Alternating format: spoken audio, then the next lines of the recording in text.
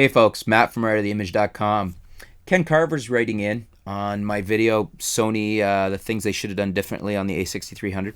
What do we call that? Four things Sony should have done differently on the Sony a6300. Ken says, this camera is not a game changer. Game-changing additions would have been in-camera stabilization for video, a larger sensor, longer battery life, and 2 card slots. If anyone has ever attached a 400mm or 600mm zoom to a a6000 camera, you know it's a true sports camera ergonomically and has no it's not a true sports camera ergonomically and has no real weather sealing for events in steady rain.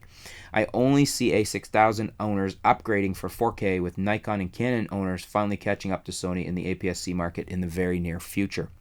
So very interesting comments from Ken here.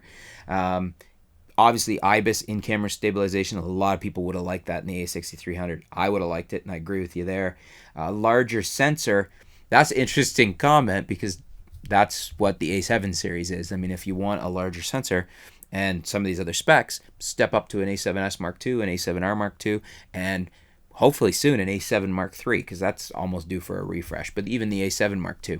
So, because I mean, that's basically what they are, the larger sensor, and they have some of these other things too. I guess they don't have a longer life battery. That has been one of my sticking points for a bit. And yeah, should have...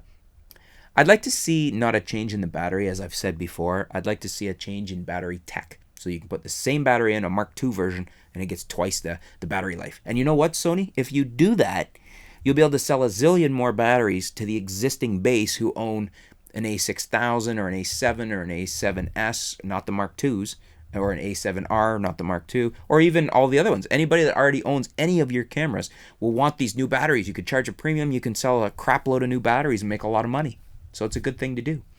2 card slots. I agree with that too, and that's something that could have happened. I know it's probably harder to do on these small bodies, but yeah, it could have been a on there. 2 SD would have been nice.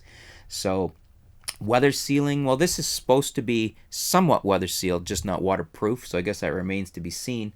But what do you guys think? Do you agree with Ken with his caveats or his reasons why it's not a game changer? Do you agree that Ken's reasons are valid? Do you agree with him? Anyways, leave your comments below, yay or nay, and why. Let's discuss it. Let's discuss Ken's reasons why it's not a game changer. Thanks for tuning in, folks. Stay tuned. We'll be back soon here at writertheimage.com.